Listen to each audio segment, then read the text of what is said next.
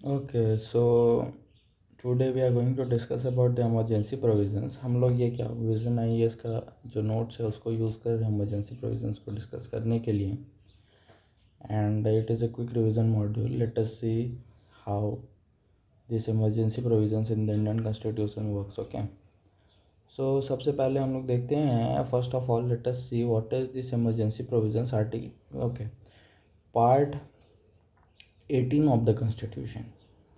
Emergency provisions are given in part 18 of the constitution. Okay, and articles 352 to 366 deals with the emergency provisions.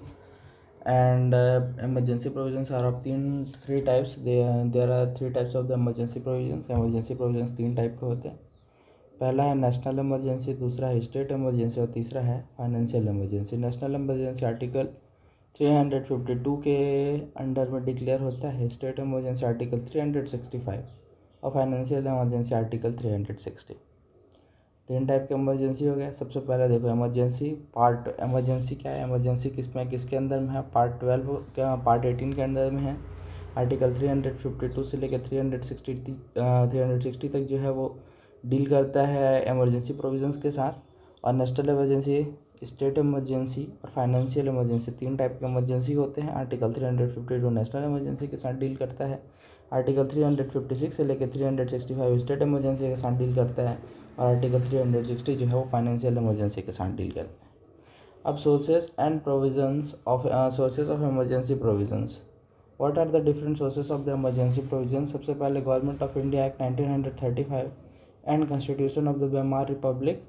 इससे इन दो जगह से हम लोग प्रोविज़न ऑफ ये जो है ना इमरजेंसी प्रोविजंस, इसको हम लोग लिए हैं। सबसे पहले government of India act 1935 emergency provisions के बारे में बात करता है। वहीं government constitution of Myanmar Republic जो है उसमें भी इमरजेंसी प्रोविजंस दिया गया है। लेकिन हम लोग इमरजेंसी प्रोविजंस का जो कॉन्सेप्ट है उसको लिए हैं गवर्नमेंट ऑफ इंडिया एक्ट से, और म्यांमार रिपब्लिक जर्मनी से हम लोग सिर्फ और सिर्फ suspension of fundamental rights during emergency को ही लिए हैं। ठीक है, इस बात को याद रखना है। नेक्स्ट हमारे पास है नेशनल इमरजेंसी। नेशनल इमरजेंसी सबसे पहले हम लोग देखें तीन टाइप के इमरजेंसी होते हैं, नेशनल इमरजेंसी, स्टेट इमरजेंसी और फाइनेंशियल इमरजेंसी। नेशनल इमरजेंसी क्या होता है, constitution uses the term proclamation of emergency to denote the national emergency. National emergency को डिनोट करने के लिए कॉन्स्टिट्यूशन कौन सा टर्म यूज़ करता है, प्रोक्लेमेशन ऑफ इमरजेंसी। ठीक है, कॉन्स्टिट्यूशन क्या प्रोक्लेमेशन ऑफ एनर्जी नाम का टर्म यूज़ करता है नेशनल इमरजेंसी को डिनोट करने के लिए। नेशनल इमरजेंसी इंडिया में 3 बार लगाया गया है। इसके कुछ एग्जांपल्स यहाँ पे दिए गए हैं। सबसे पहले 1962 में लगाया गया था, और उसके बाद 1971 में लगाया गया था, उसके बाद जून 1975 में लगाया गया था। अक्टूबर 1962 से लेकर जनवरी 1968 तक ये 4-6 साल के लिए लगा। और उसके बाद दिसंबर 1971 से लेके मार्च 1977 तक इसमें सिर्फ और क्या बोलते हैं 6 साल के लिए फिर से लगा है। 71 से 76 ओके, 62 से 68 यहाँ 6 साल लगा है। 71 से 77 यहाँ 6 साल लगा है। और 75 से लेके 77 यह 2 साल के लिए लगा है। After 1977 no such emergency has been pronounced. 1977 का इसमें किसी भी प्रकार का कोई इमरजेंसी ऐसा लागू नहीं किया गया।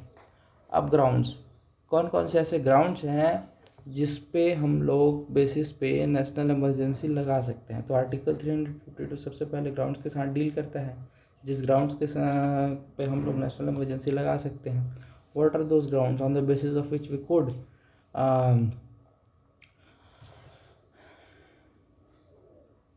declare national emergency. First of all, there are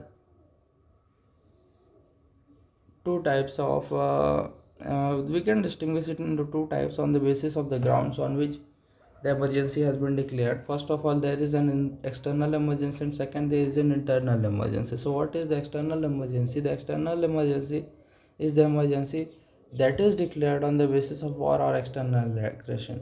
If there is a condition or situation of war and on the basis of that emergency has been declared, or if there is an external aggression because of which the emergency has been declared, then it comes in the category of external aggression. But if there is an armed rebellion, then it comes is under the internal emergency. See, external emergency as well as the internal emergency. External emergency क्या होता है? वो emergency जो external कारणों की वजह से लगाया जाए, है ना, हमारे इंटरनल मैटर नहीं है, बाहर से कुछ हो गया जिसकी वजह से हम लोग को इमरजेंसी लगाना पड़ा है, तो वो एक्सटर्नल इमरजेंसी आता है। जैसे कि कोई दूसरा कंट्री हमारे साथ वॉर में है, या फिर बाहर से कोई एग्रेशन जैसे टेररिज्म या ऐसा टाइप का कोई चीज़ हो गया, तो वो एक्सटर्नल इमरजेंसी में आएगा। इंटरनल इमरजेंसी में क्या भैया, हमारे अंदर का ही मैटर है, कहीं पे लड़ाई झगड़ा हो गया, जैसे अभी वहाँ हो रहा है मणिपुर वाला केस है, तो उस केस में आर्म्ड रिबेलियन हो रहा है, एक तरीके से बोल सकते हैं, है ना। तो वहाँ पे इंटरनल इमरजेंसी एक्शन में आता है। अब अगर हम लोग देखें तो यहाँ पे दो कॉन्स्टिट्यूशनल अमेंडमेंट्स हैं, एक 44th अमेंडमेंट एक्ट 1978 और दूसरा है 38th अमेंडमेंट एक्ट 1975। अब ये 44th अमेंडमेंट 1978 में क्या हुआ, जो वर्ड था आर्म्ड रिबेलियन उसको सब्स्टिट्यूट किया गया इंटरनल डिस्टर्बेंस से। सबसे पहले कॉन्स्टिट्यूशन में ये वाला टर्म लिखा गया था, इंटरनल डिस्टर्बेंस, और ये बहुत ही ज़्यादा वेग टर्म है, मतलब इसका कोई डिफाइंड मीनिंग या ऐसा कुछ नहीं है, ठीक है। मतलब क्या है, इंटरनल डिस्टर्बेंस बोलने से कुछ भी हो सकता है ना। तो इसको बहुत ज़्यादा वेग टर्म माना गया, है ना, ये उतना ज़्यादा डिफाइंड नहीं था, और इसीलिए इसको 44th कॉन्स्टिट्यूशनल अमेंडमेंट से हटा के इंटरनल डिस्टर्बेंस की जगह पे आर्म्ड रिबेलियन का जो वर्ड है उसको यूज़ किया गया और आर्म्ड रिबेलियन को लाया गया। अब हम लोग देखते हैं 38th अमेंडमेंट एक्ट 1975 में क्या किया। 38th अमेंडमेंट एक्ट 1975 जो है वो प्रेसिडेंट को बहुत सारे प्रोक्लेमेशंस इशू करने का, है ना, इशू करने का राइट दिया, अलाउ किया प्रेसिडेंट को, allows president to issue different proclamations on grounds of war, external aggression, armed rebellion और imminent danger thereof. President को अलाउ किया कि आप बहुत सारे डिक्लेरेशंस प्रोक्लेमेशंस क्या कर सकते हैं, इशू कर सकते हैं। On the basis of what, किस बेसिस पे इशू कर सकते हैं, तो वॉर के बेसिस पे इशू कर सकते हैं, एक्सटर्नल एग्रेशन के बेसिस पे इशू कर सकते हैं, आर्म्ड रिबेलियन के बेसिस पे इशू कर सकते हैं, या फिर इमिनेंट डेंजर जो है उसके बेसिस पे आप बहुत सारे जो प्रोक्लेमेशन है उसको इशू कर सकते हैं। अब ये नेशनल इमरजेंसी जो है ये कौन डिक्लेयर करता है, तो declared by president of India, जो इंडिया का प्रेसिडेंट रहेगा वही इसको डिक्लेयर करेंगे। अब हम लोग आगे देखते हैं टेरिटोरियल एक्सटेंट कि कहाँ तक इसका टेरिटोरियल एक्सटेंट रहता है, कितने जगह तक या फिर कहाँ तक ये जो है इसको क्या बोलते हैं,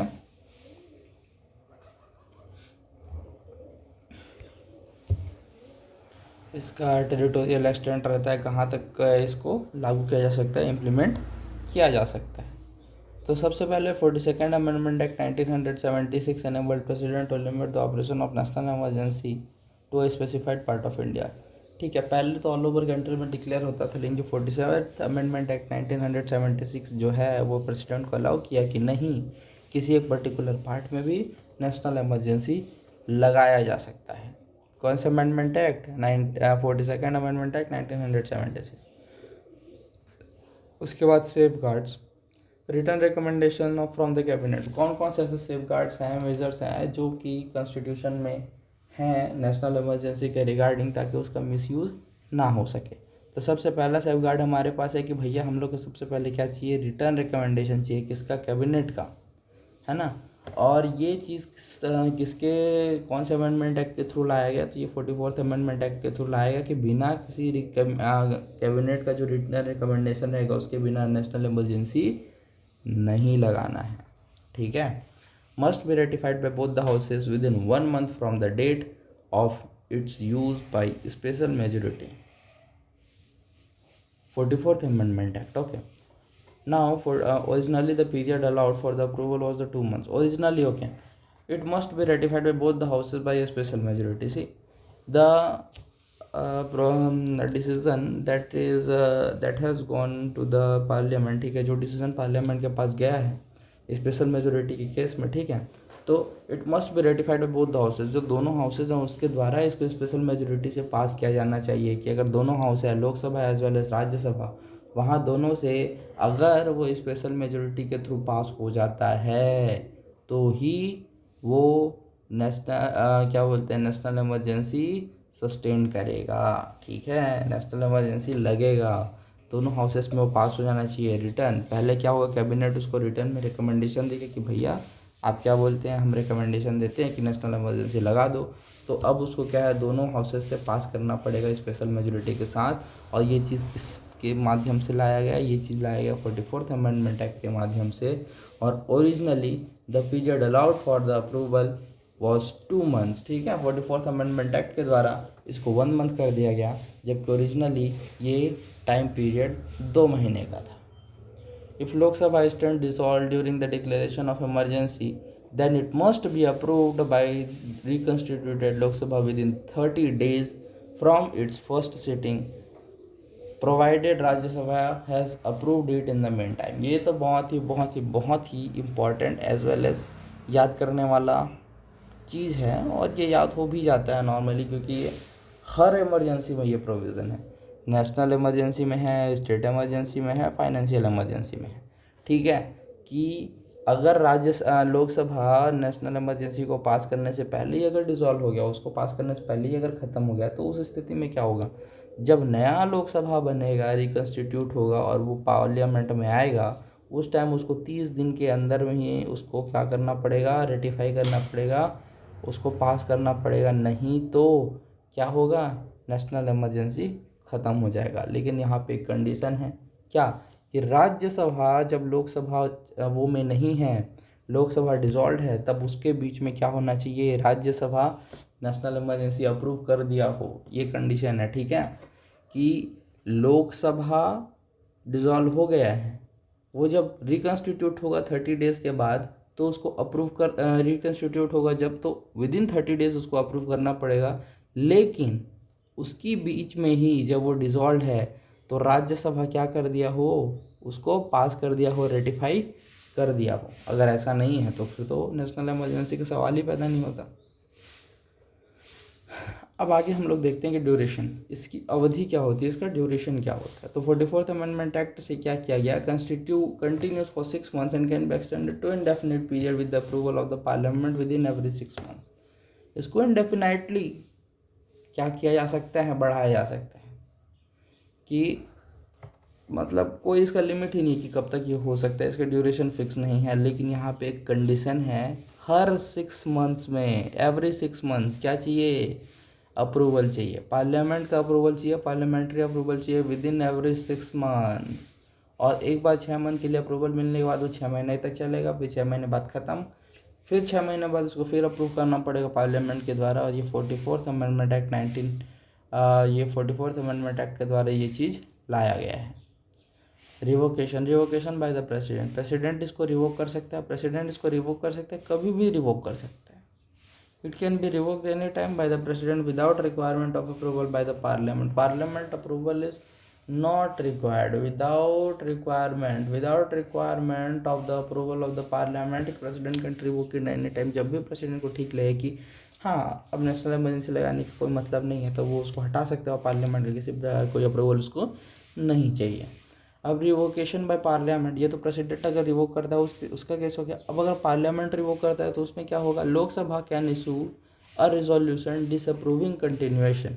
लोकसभा एक रिजोल्यूशन इशू कर सकता है कंटिन्यूएशन को डिसअप्रूव करते हुए, और इसमें क्या है, 1/10 of the total members of Lok Sabha gives a written recommendation to the speaker if the house is in session of president otherwise. ठीक है, अगर हाउस का सेशन चल रहा है, हाउस सेशन में है, तो 1/10 of the total members of Lok Sabha जो रहेंगे, है ना, लोकसभा का जो 1/10 मेंबर रहेंगे, वो क्या करेंगे, रिटर्न में रिकमेंडेशन देंगे। किसको देंगे, स्पीकर को लिखित में देंगे, लिख के देंगे कि भैया आप क्या करो, आप नेशनल इमरजेंसी को हटा दो।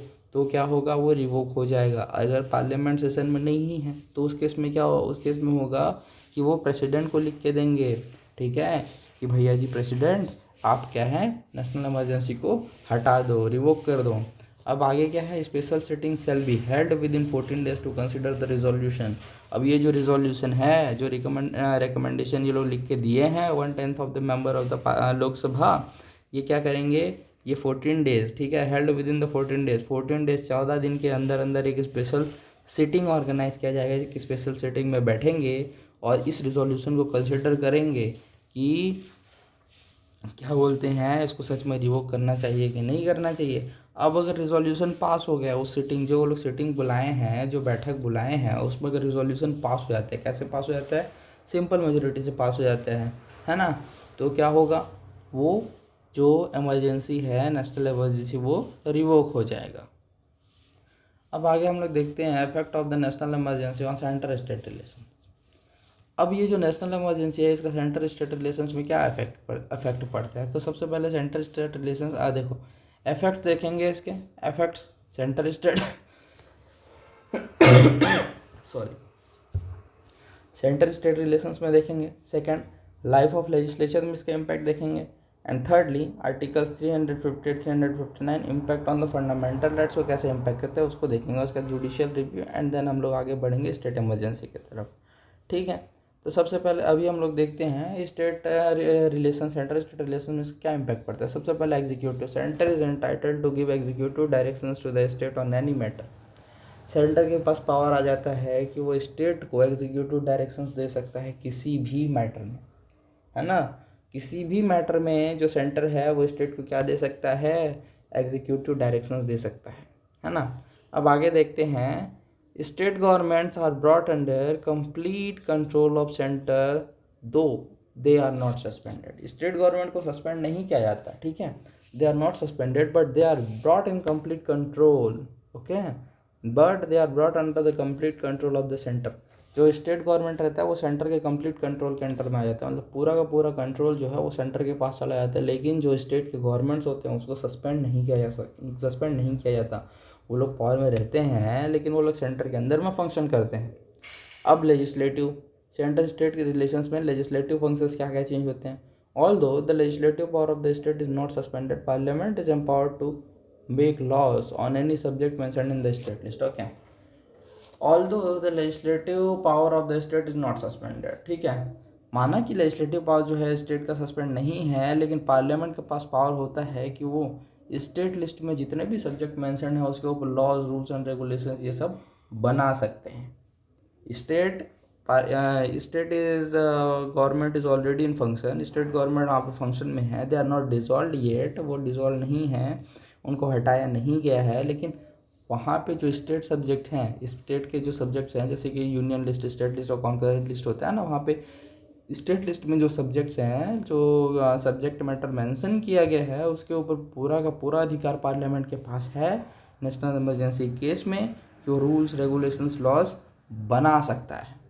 Laws made by the parliament on the state subjects become inoperative 6 months after the emergency has ceased to operate. और इस स्थिति में अगर पार्लियामेंट कोई रूल्स एंड लॉज बनाता है, कोई नियम कानून बनाता है, तो वो कब तक चलेगा, इमरजेंसी तक तो चलेगा ही, जब तक इमरजेंसी चल रहा है उसके बाद। लेकिन जैसे ही इमरजेंसी ख़त्म होगा उसके 6 महीने बाद जो पार्लियामेंट लॉज बनाया है वो ख़त्म हो जाएगा। President can issue ordinances on state subjects if parliament is not in session. अब पार्लियामेंट अगर सेशन में है तो पार्लियामेंट लॉ बनाएगा स्टेट के लिए, लेकिन अगर पार्लियामेंट सेशन में नहीं है तो क्या होगा, प्रेसिडेंट ऑर्डिनेंस इशू करेगा, है ना, प्रेसिडेंट ऑर्डिनेंस इशू करेगा स्टेट सब्जेक्ट के ऊपर। अब देखो ऑर्डिनेंस क्या होता है, ऑर्डिनेंस एक टेम्परेरी तरीके का लॉ बोल सकते हैं जो कुछ समय के लिए ऑपरेटिव रहते हैं, है ना। तो क्या है, जब पार्लियामेंट अगर सेशन में है तो वो तो लॉज बना दे, लेकिन अगर पार्लियामेंट सेशन में नहीं है तो उस केस में अगर स्टेट के लिए लॉ बनाना है तो कैसे बनेगा। स्टेट के लिए लॉ बनाने के लिए उस समय क्या होगा, ऑर्डिनेंस पास किया जाएगा। इसको कौन पास करेगा, प्रेसिडेंट पास करेगा। Parliament can confer power and impose duties upon centre और its officers and authorities in respect of matters outside union list. Parliament क्या कर सकता है, पावर्स कन्फर कर सकता है और duties upon centre and its officers and authorities in respect to matters outside the union list. ऐसे भी मैटर्स जो यूनियन लिस्ट के बाहर हैं, है ना, जैसे कि अगर क्या बोलते हैं, कोई भी मैटर, ऐसा मैटर जो कि स्टेट का पार्ट है, स्टेट लिस्ट का पार्ट है और यूनियन लिस्ट का पार्ट नहीं है, उस केस में सेंटर जो पार्लियामेंट है वो यूनियन गवर्नमेंट के जो एम्प्लॉयज़ रहेंगे उनको कोई भी किसी भी प्रकार का ड्यूटी या किसी भी प्रकार का क्या बोलते हैं अथॉरिटी उसको दे सकता है कि आप ये पर्टिकुलर चीज़ जो कि स्टेट सब्जेक्ट में है इस पर आप काम करेंगे, ऐसा पार्लियामेंट के पास पावर है। अब फाइनेंशियल क्या होता है, फाइनेंशियली क्या चीज़ होता है, फाइनेंशियल रिलेशन सेंटर स्टेट के बीच में कैसे चेंज होता है। तो president can modify constitutional distribution of revenues between the centre and the states. President क्या है वो मॉडिफाई क्या कर सकता है, किस चीज़ को मॉडिफाई कर सकता है, constitutional distribution of revenues between the centre and the states. ठीक है, मतलब कि जो कॉन्स्टिट्यूशनल डिस्ट्रीब्यूशन है रेवेन्यूज़ का, जैसे एक पैसा है पर्टिकुलर अमाउंट होता है, उसमें सेंटर और स्टेट्स का अपना अपना पार्ट होता है, वो कॉन्स्टिट्यूशनली डिज़ाइंड है, भैया इतना पार्ट सेंटर लेगा, इतना पार्ट स्टेट लेगा। ये जो चीज़ है इसको मॉडिफाई कर सकता है प्रेसिडेंट की नहीं भैया अभी नेशनल इमरजेंसी चल रहा है तो सेंटर को इतना पार्ट मिलेगा, स्टेट को इतना पार्ट मिलेगा। ठीक है, इस चीज़ का मॉडिफिकेशन किया जा सकता है। President can reduce or cancel transfer of finances from the centre to the states. और प्रेसिडेंट और क्या कर सकता है, प्रेसिडेंट कर सकता है वो रिड्यूस कर सकता है या फिर कैंसिल भी कर सकता है transfer of finances from the centre to the states. जो सेंटर है वो स्टेट्स को जो फाइनेंसेस देते हैं, जो पैसा देते हैं, उसको या तो कम कर सकता है कि भैया इतना दे रहे थे तो मत दो, इससे थोड़ा कम दे दो, या तो उसको कैंसिल भी कर सकता है, अभी देने की कोई ज़रूरत नहीं है ना, ऐसा भी बोल सकता है। अब यहाँ पे नोट करने वाले 2 पॉइंट हमको दिए गए हैं। Any modification continues till the end of the financial emergency in which the emergency ceases to operate. और ये मॉडिफिकेशन है तभी तब लागू होगा जब तक कि इमरजेंसी रहेगा। ठीक है, और हर इस प्रकार के ऑर्डर जो रहेंगे जिसको प्रेसिडेंट पास करेगा उसको पार्लियामेंट के सामने रखना ज़रूरी है। अब लेजिस्लेचर का क्या होगा, लाइफ ऑफ लेजिस्लेचर, लोकसभा और स्टेट लेजिस्लेचर। सबसे पहले लोकसभा और स्टेट लेजिस्लेचर के लाइफ में उसकी जो अवधि है ना, उस पर किस प्रकार से फ़र्क पड़ेगा। तो सबसे पहले लोकसभा में क्या होगा, may be extended beyond its normal term 5 years by a law of parliament for 1 year at a time for any length of time. ठीक है,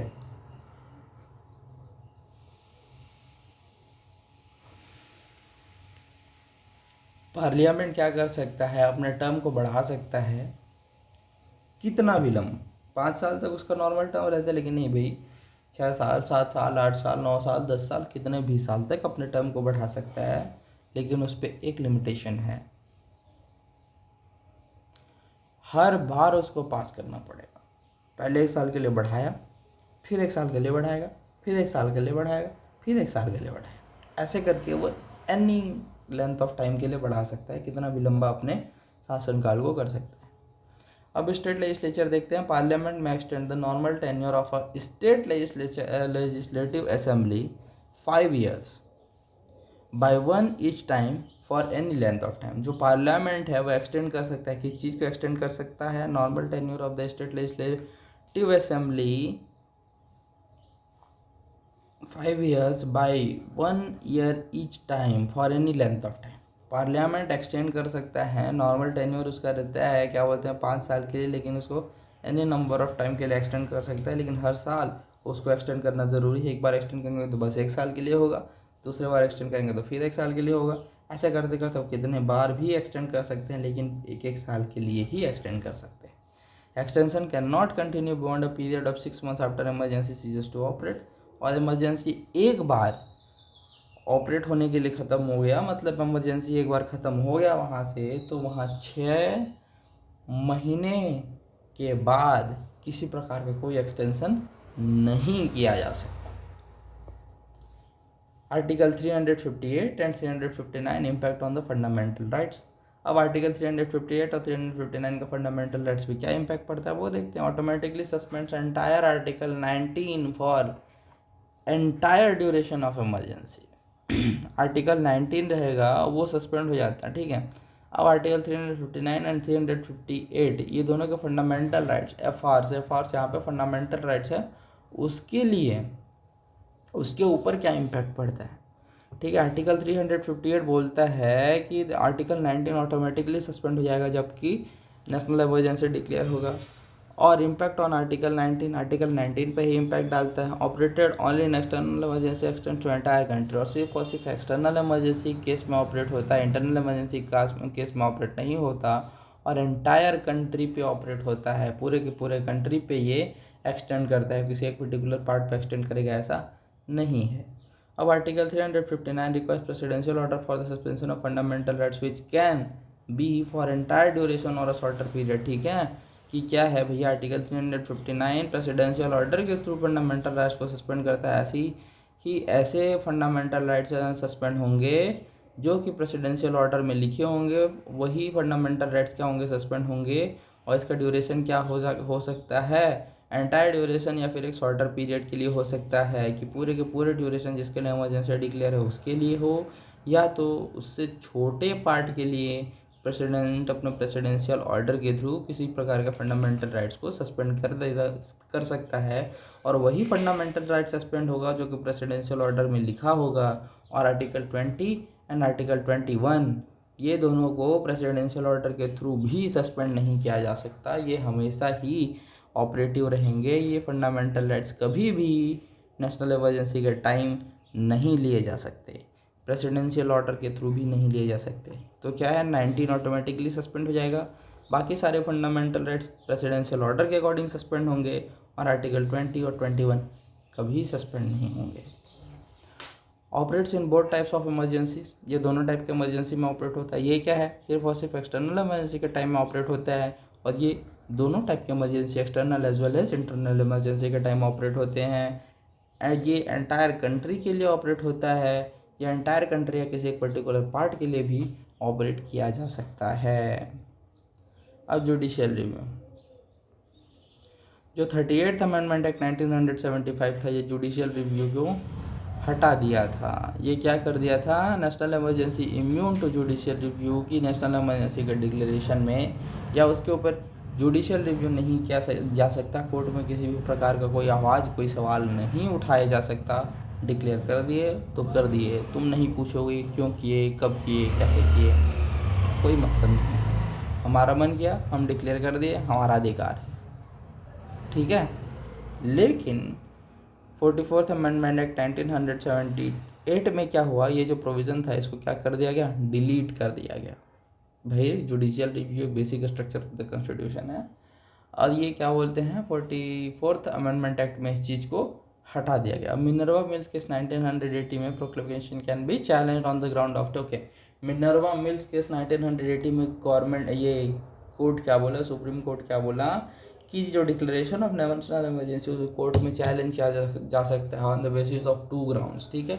2 ग्राउंड्स में, 2 आधार से उसको चैलेंज किया जा सकता है नेशनल इमरजेंसी को कोर्ट में। पहला है मेलाफाइड और दूसरा है declaration was based on wholly extraneous and irrelevant facts or in absurd or perverse। 2 type का चीज़ होता है, एक तो मेलाफाइड होता है और एक तो बोनाफाइड होता है। बोनाफाइड मतलब गुड इंटेंशन, अच्छे इंटेंशन, और मेलाफाइड मतलब बैड इंटेंशन, ख़राब इंटेंशन, ठीक है। तो मेलाफाइड क्या है, उसके बेसिस पे कि भैया उसका इंटेंशन अच्छा नहीं था, उसका इंटेंशन ख़राब था, उस वजह से वो नेशनल इमरजेंसी को इम्प्लीमेंट कर दिया। इसके बेसिस पे हम लोग उसको कोर्ट में चैलेंज कर सकते हैं। या तो declaration was based Holi extraneous और इरेलीवेंट फैक्ट्स, एब्सर्ड और परवर्स, जो कि गलत फैक्ट्स पे आधारित था, गलत जानकारियों पे आधारित था। इस बेसिस पे भी हम लोग उसको क्या कर सकते हैं, चैलेंज कर सकते हैं कोर्ट में। ये तो हो गया भैया नेशनल इमरजेंसी का कहानी। अब आगे हम लोग देखते हैं कि स्टेट इमरजेंसी क्या होता है। सबसे पहले अगर हम लोग देखें तो स्टेट इमरजेंसी प्रेसिडेंट रूल भी बोला जाता है या फिर कॉन्स्टिट्यूशनल इमरजेंसी भी बोला जाता है। इसको इन दोनों नाम से भी जाना जा सकता है। कि अगर कहीं पर भी हम लोग को स्टेट इमरजेंसी मिले या प्रेसिडेंट रूल मिले या फिर कॉन्स्टिट्यूशनल इमरजेंसी मिले, इन दोनों का मतलब एक ही है। अब constitution does not word emergency in this situation. Constitution इस सिचुएशन को डिस्क्राइब करने के लिए इमरजेंसी वर्ड का यूज़ नहीं करता। Not use the term emergency for this situation. Constitution ये तो फिर अगर ये कहीं सवाल आ जाए कि भैया इमरजेंसी का टर्म यूज़ करता है स्टेट इमरजेंसी को डिफाइन करने के लिए कॉन्स्टिट्यूशन, तो नहीं करता, ठीक है। अब आगे हम लोग देखते हैं कि इसके एग्जांपल्स क्या हैं। फर्स्ट इंस्टेंस जून, ओके, मतलब कि कब ये प्रेसिडेंट रूल इम्प्लीमेंट किया गया भैया, ये तो अप्रॉक्सीमेटली 120 बार से भी ज़्यादा अप्लाई किया गया अभी तक। मतलब 120 बार हम लोग भैया स्टेट इमरजेंसी लगा चुके हैं। ये आर्टिकल 356 के अंडर में डिक्लेयर हुआ है। एंड जून 1951 में ये डिक्लेयर हुआ था। गवर्नमेंट ऑफ पंजाब को डिसमिस कर दिया गया था despite having clear majority in the assembly. उनका बहुत ही क्लियर मेजोरिटी था असेंबली में, फिर भी उसको डिसमिस कर दिया गया था गवर्नमेंट ऑफ पंजाब को। जून 1951 में पहली बार स्टेट इमरजेंसी लगाया गया था। अभी तक 120 बार से ज़्यादा लगाया जा चुका है। अब इसके ग्राउंड्स देखिए कौन से ग्राउंड्स पे हम लोग इसका लगा सकते हैं। तो सबसे पहले 356 और 365 दो ग्राउंड्स हम लोग को डिफाइन करते हैं। देखो ये याद करने के लिए भी आसान है। एक में 5-6 और एक है ये 6-5। तो 5-6 मतलब 56 और 6-5 मतलब 65। 3-5-6 3-6-5 3-5-6 3-6-5 3-5-6 3-6-5 याद हो गया। तो ग्राउंड्स ऑफ स्टेट इमरजेंसी है ना। और देखो ये 5 को देखोगे तो ये एस जैसा दिख भी रहा है थोड़ा सा ऐसे करके। यहाँ पे 5 को देखोगे तो ये एस जैसा दिख रहा है। हो गया स्टेट इमरजेंसी 365 और 356। अब 365 क्या बोलता है, गवर्नर भैया रिपोर्ट देगा प्रेसिडेंट को कि वो सेटिस्फाइड है। किस चीज़ से सेटिस्फाइड है कि स्टेट गवर्नमेंट कॉन्स्टिट्यूशन के हिसाब से नहीं चल सकता, ठीक है, नहीं चल रहा है। तो उस केस में क्या होगा, स्टेट इमरजेंसी इम्प्लीमेंट कर देगा। गवर्नर के रिटर्न रिकमेंडेशन पे स्टेट इमरजेंसी इम्प्लीमेंट किया जाएगा, जबकि जो है state cannot be carried in accordance to the provisions of the constitution, कि भैया जैसा संविधान में लिखा है, जैसा कॉन्स्टिट्यूशन में लिखा है उस हिसाब से जो हमारा क्या है स्टेट है ये नहीं चल पा रहा है। आप कृपया यहाँ पर नेशनल इमरजेंसी ये स्टेट इमरजेंसी लगा दो, ऐसा करके लिख के देगा गवर्नर, तो स्टेट इमरजेंसी लगा दिया जाएगा। Article 356 confers powers upon the Union to ensure that Article 355 becomes ineffective. अब Article 356 क्या करता है, confers power upon the Union, ठीक है। Article 356 confers power upon the Union to ensure that the Article 355 becomes ineffective. अब article 356 confers power upon the union to ensure, ठीक है, article 356 confers power upon the union to ensure that article 355 becomes ineffective. Article 356 power देता है union को ensure करने के लिए कि आर्टिकल 355 क्या हो जाए, इफेक्टिव हो जाए, ठीक है। आर्टिकल 356 पावर देता है कि आर्टिकल 355 इफेक्टिव हो जाएगा, ठीक है। आगे देखते हैं आर्टिकल 365। एक तो हम लोग देख लिए कि गवर्नर रिटर्न में दे देगा कि भैया कॉन्स्टिट्यूशन के हिसाब से, संविधान के हिसाब से हमारा स्टेट नहीं चल रहा, आप यहाँ पे इमरजेंसी लगा दो, तो ये इमरजेंसी लग जाएगा। अब दूसरा देखते हैं, अब अगर कोई भी किसी प्रकार का डायरेक्शन है जो कि सेंटर स्टेट को दिया है, उसको मानने से स्टेट अगर इनकार कर देता है, ये फील हो जाता है ना। किसी प्रकार का डायरेक्शन जो सेंटर स्टेट को दिया है, अगर वो उसको अप्लाई करने के लिए फेल हो जाता है, उसके साथ कंप्लाई करने के लिए फेल हो जाता है, तो उस केस में भी स्टेट इमरजेंसी लगा देगा। तुम हमारा बात नहीं माने, हम जो डायरेक्शन दिए तो उसको तुम फॉलो नहीं करवा पाए, हम तुम्हारे ऊपर स्टेट इमरजेंसी लगाते हैं, जाओ लगा दिया, ठीक है। अब आगे देखते हैं declared by president of India. अब यहाँ पे स्टेट इमरजेंसी कौन डिक्लेयर करते हैं, यहाँ पे स्टेट इमरजेंसी डिक्लेयर करता है प्रेसिडेंट ऑफ इंडिया। भारत का जो प्रधानमंत्री रहेगा वही डिक्लेयर करेगा। अब आगे देखते हैं कि सेफ गार्ड्स कौन कौन से ऐसे सेफ गार्ड्स हैं स्टेट इमरजेंसी के डिक्लेरेशन के संबंध में।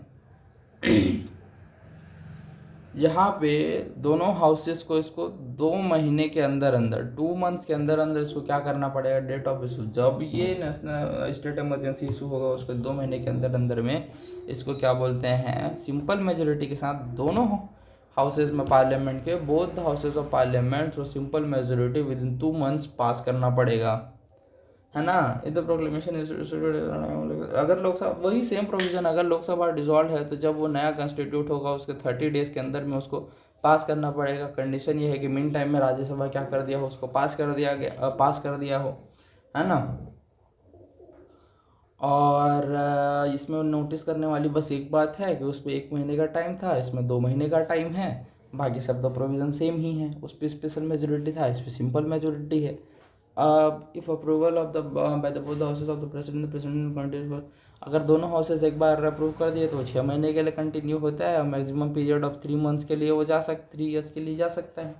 मतलब हर 6 महीने में उसको एक बार अप्रूव कराना पड़ेगा, और टोटल वो 3 साल तक किया जा सकता है। मतलब ऐसे 6 महीने करके उसको 6 बार अप्रूव कराना पड़ेगा, तो वो 3 साल तक के लिए स्टेट इमरजेंसी चलेगा।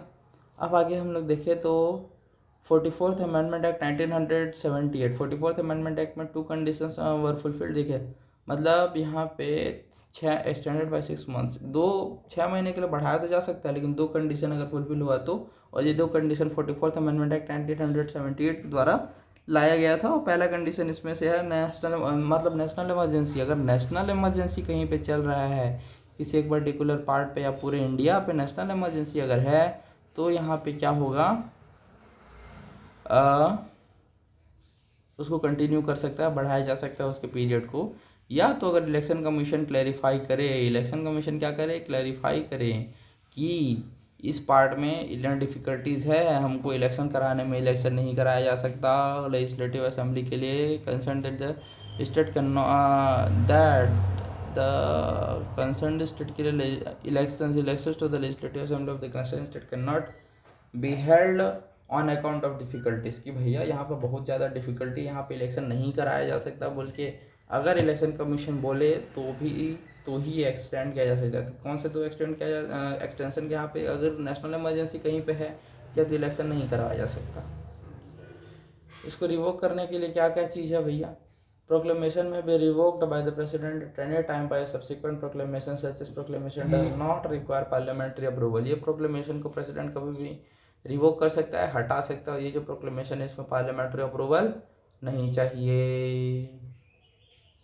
Effect of state emergency, state emergency क्या क्या इफेक्ट करेगा, तो सबसे पहले president acquires extraordinary powers and other effects.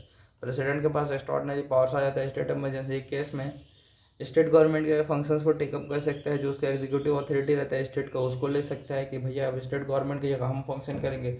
वो पूरा स्टेट गवर्नमेंट के सब फंक्शन करने लग जाता है और उसके पूरे एग्जीक्यूटिव पावर्स को भी ले लेता है ना, उसके पास चला जाता है।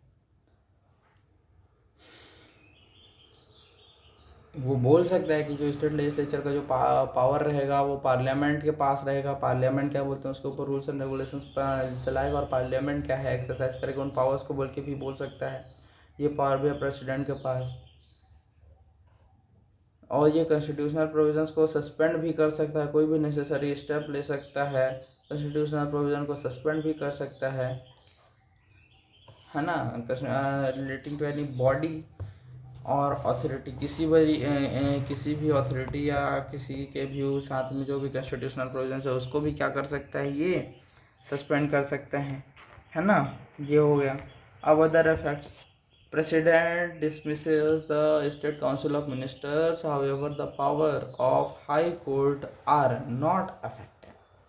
प्रेसिडेंट क्या करेगा, प्रेसिडेंट डिसमिस कर सकता है स्टेट काउंसिल ऑफ मिनिस्टर्स को, however the powers of the high court are not affected. President dismisses the state council of ministers, however the powers of the high court are not affected.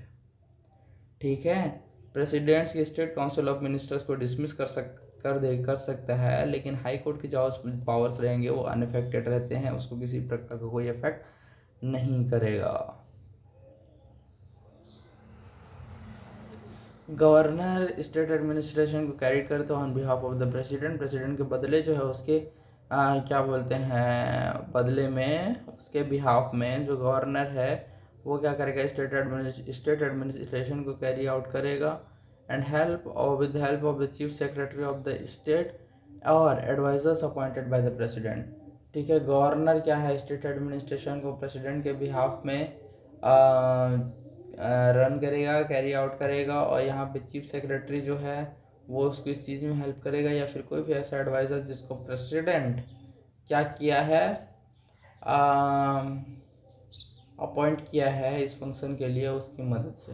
ठीक है, state assembly में भी dissolve और suspended depending upon the prevailing circumstances. Such a proclamation में भी declare that the powers of the state legislature shall be exercisable by or under the authority of the parliament. State assembly may be dissolved or suspended depending upon the prevailing circumstances. Okay, जो state assembly रहेंगे उसको dissolve कर सकते हैं या तो suspend कर सकते हैं depending upon the prevailing circumstances. जो प्रिवेलिंग सर्कमस्टेंसेज रहेंगे उसके बेसिस पे सच अ प्रोक्लेमेशन में declare that the powers of the state legislature shall be exercisable under the authority of the parliament. State assembly को डिसॉल्व कर सकते हैं या फिर सस्पेंड कर सकते हैं जो वहाँ पे कंडीशंस रहेगा उसके बेसिस पे। और ये जो प्रोक्लेमेशन रहेगा है ना, ये डिक्लेयर भी कर सकता है कि जो क्या बोलते हैं स्टेट लेजिस्लेचर के पावर्स रहेंगे उसको पार्लियामेंट एक्सरसाइज करेगा। ठीक है, मतलब स्टेट लेजिस्लेचर का तो डिसॉल्व कर सकते हैं या सस्पेंड कर सकते हैं और साथ में प्रोक्लेमेशन इशू कर सकते हैं कि स्टेट लेजिस्लेचर के जितने भी पावर्स रहेंगे उनको पार्लियामेंट एक्सरसाइज करेगा। ठीक है, अब आते हैं आर्टिकल 357 में, जो कि है parliament may confer the legislative power on the president and authorise him to further delegate it to any other authority. ठीक है, मतलब parliament may confer the legislative power on the president, parliament क्या कर सकता है, लेजिस्लेटिव पावर को president के ऊपर confer the legislative power on the president and authorise him to further delegate it to any other authority. मतलब parliament क्या है, लेजिस्लेटिव पावर्स को किसको दे सकता है, प्रेसिडेंट को दे सकता है, उसको ऑथराइज भी कर सकता है कि तुमको अगर मन करे तो तुम किसी और को भी दे सकते हो। हम भैया आपको दे रहे हैं, अगर आपको मन करे तो आप किसी और को भी दे सकते हो। ये चीज़ कर सकता है आर्टिकल 357 के अंडर में पार्लियामेंट। ठीक है, अब parliament can authorise president to sanction expenditure from consolidated fund of the state. Parliament बोल सकता है कि भैया जी प्रेसिडेंट आप क्या कर सकते हैं, आप यहाँ पे एक्सपेंडिचर को फंक्शन कर सकते हैं, खर्चा करवा सकते हैं। कहाँ से खर्चा करवा सकते हैं, consolidated fund of the state. मतलब कि आप कंसोलिडेटेड फंड ऑफ स्टेट के भी मालिक हैं, अगर आप चाहें तो आप वहाँ से भी खर्चा करवा सकते हैं। Observations of the various committees और कमीशन, जो वेरियस कमिटीज़ और कमीशन हैं उसके कुछ ऑब्जर्वेशन यहाँ पे दिए गए हैं स्टेट इमरजेंसीज के रिलेटेड। और उसका जुडिशियल रिव्यू हम लोग देखेंगे, सारे मुंबई केस देखेंगे, और उसके बाद हमारे पास एक फाइनेंशियल इमरजेंसी आ जाता है। और तीनों इमरजेंसीज को हम लोग क्या है, ये नेशनल इमरजेंसी, स्टेट इमरजेंसी को और प्रेसिडेंट रूल को यहाँ पे कंपेयर किया गया, उसको एक बार देखेंगे। और फिर उसके बाद फाइनेंशियल इमरजेंसी, उसके बाद आज की क्लास ख़त्म हो जाएगी और आपका इमरजेंसी एकदम स्ट्रांग हो जाएगा। ठीक है,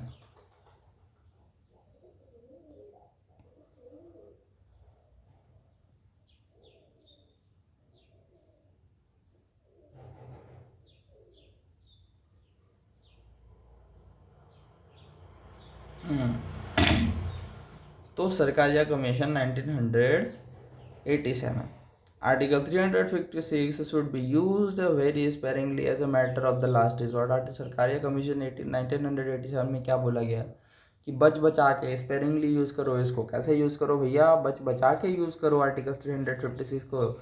जबकि हमारे पास सारे रास्ते बंद हो जाए और सारी खिड़कियाँ भी बंद हो जाए, दरवाजे भी बंद हो जाए, जब हमको कोई भी रास्ता दिखाई ना दे, उसी केस में यूज़ करो यार आर्टिकल 356 को। ये कौन बोला, सरकारिया कमीशन बोला। Any imposition should be accompanied with a report of governor to the president। और ये हर इम्पोजिशन जो रहेगा, स्टेट इमरजेंसी जब भी इम्पोज होगा तो एक गवर्नर का रिपोर्ट होना चाहिए प्रेसिडेंट के पास। ठीक है, उसी के बेसिस पे वो उसको डिक्लेयर करेगा। No dissolution of assembly till the proclamation is ratified by the parliament.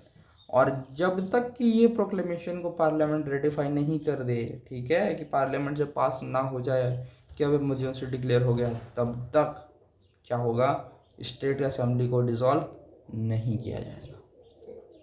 National commission for reviewing the working of constitution.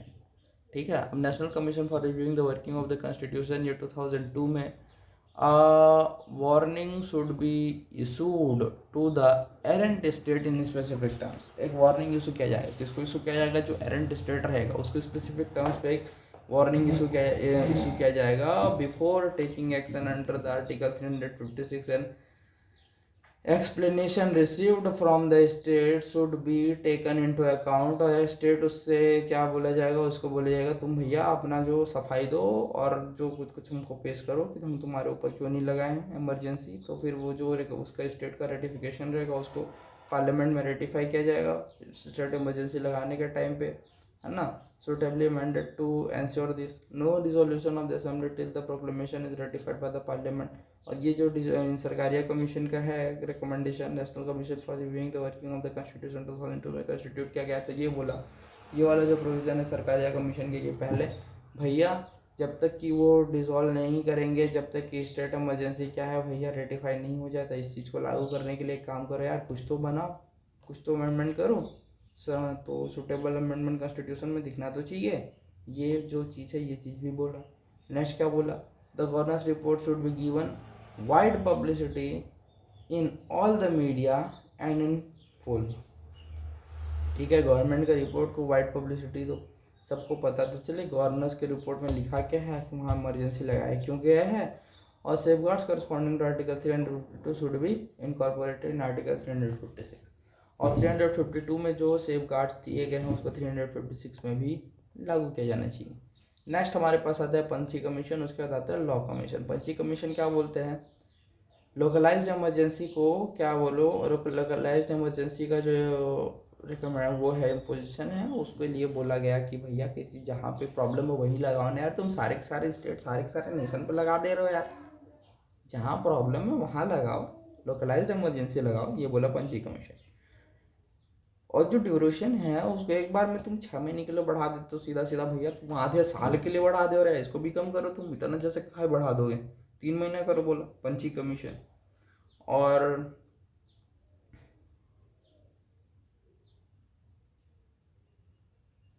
Amendment से भी SR बोम्मई केस 1994 में जो जजमेंट है उसको कॉन्स्टिट्यूशन में मानने के लिए भी 356 में इनकॉर्पोरेट करने के लिए जो सूटेबल अमेंडमेंट्स उसको करो।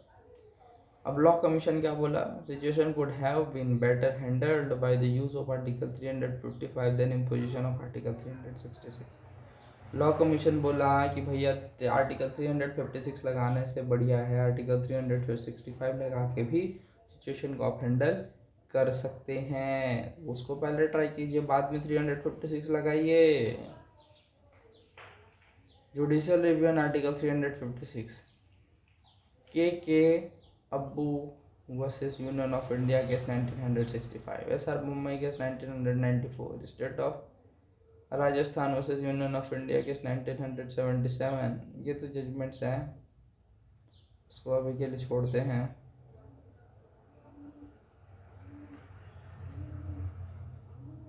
ठीक है, तो अभी हम लोग क्या क्या डिस्कस कर लिए, अभी हम लोग डिस्कस कर लिए कि क्या मतलब स्टेट इमरजेंसी क्या होता है और नेशनल इमरजेंसी क्या होता है। अब इसके बाद एक मैं डेडिकेटेड वीडियो बनाऊंगा फाइनेंशियल इमरजेंसी को, उस पर डिस्कस करेंगे, उसके बाद ये हमारे इमरजेंसी प्रोविजंस ख़त्म हो जाएंगे। ठीक है।